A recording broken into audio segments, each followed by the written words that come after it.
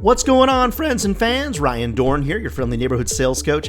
And this week we are talking about warming up customers for the fall selling season.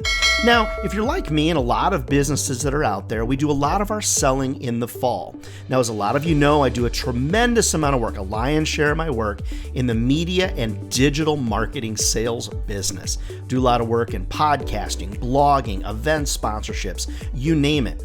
But where I see a lot of folks go wrong is that they wait until the fall and then they start selling. It's like somebody flipped a switch and said, all right, guys, all right, gals, get out there. It's time to sell. Okay.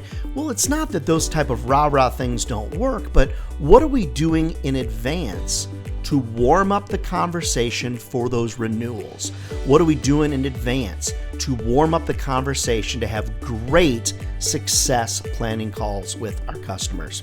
Now, what happens, unfortunately, a lot of times in the sales business is that our customers will hear from us two times.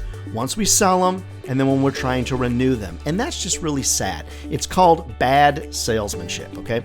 What I'm trying to do is 50% of my outreaches are non-sales related.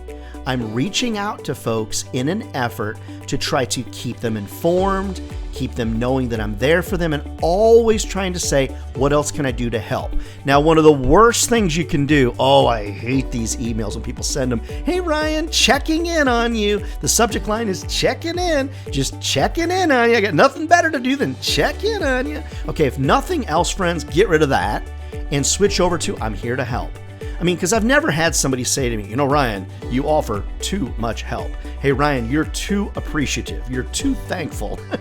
But I have had people say, hey, stop checking in. If I need you, I'll reach back out to you. So one of the things you could do as a part of your warm-up process for renewals is consistently be reaching out and saying, hey, what else can I do to help? What's the perfect referral look like? What kind of new customers are you looking for? Hey, is there anything new that's going on that I can potentially help you with? That's the type of thing that I'm thinking for renewals. All right, now let's talk about new customers. You're like, Ryan, I need 50 new customers to sign deals next year. All right, cool. So if you're expecting them to communicate with a stranger, you're expecting somebody to defy what they were taught, what's been ingrained in their brain since they were a little kid.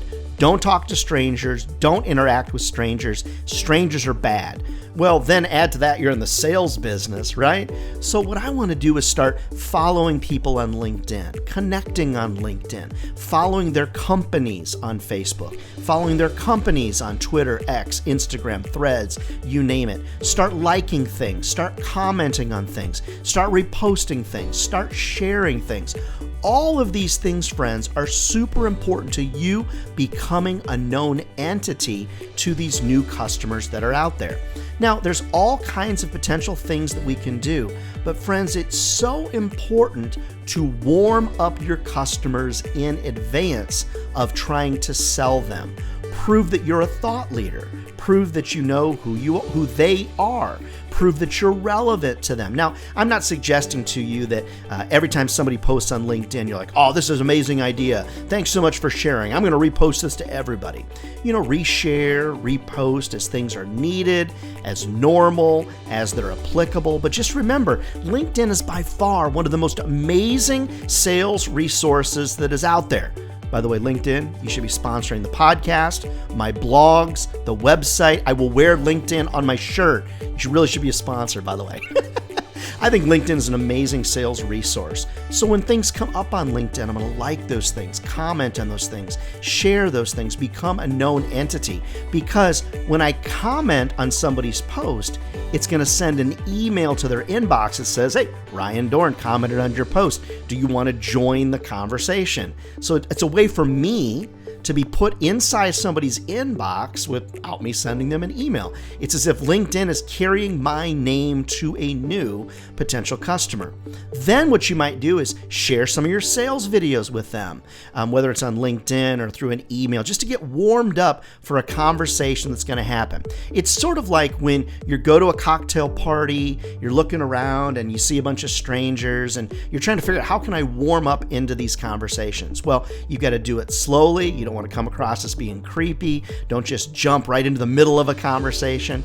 Friends, it's pretty straightforward to warm people up. Most salespeople just don't do it. Instead, you basically just start firing off a bunch of emails, calling a bunch of people, and you're just asking them to defy what their parents or grandparents taught them not to do, and that's don't talk to strangers. So whatever you can do, friends, to warm people up, you're almost always going to get further faster. So let me ask you this. You've got a big 50 list for next year. What is your warm-up plan? What are you going to do to warm those customers up to be more receptive to you as you try to set fall meetings to sell them whatever it is that you're out there trying to sell? Never forget, friends, if this job was easy, everybody be doing it. And they're not. We're not crazy. I used to say that. We're crazy for doing this. We're not crazy. Sales is a great job, friends. It will feed your family for a lifetime. Love to come to your office. Love to come speak at your national sales meeting. Love to pump up your teams, whether it's live or virtual. Reach out to me over at ryandohrn.com. All right, friends, we'll see you next week.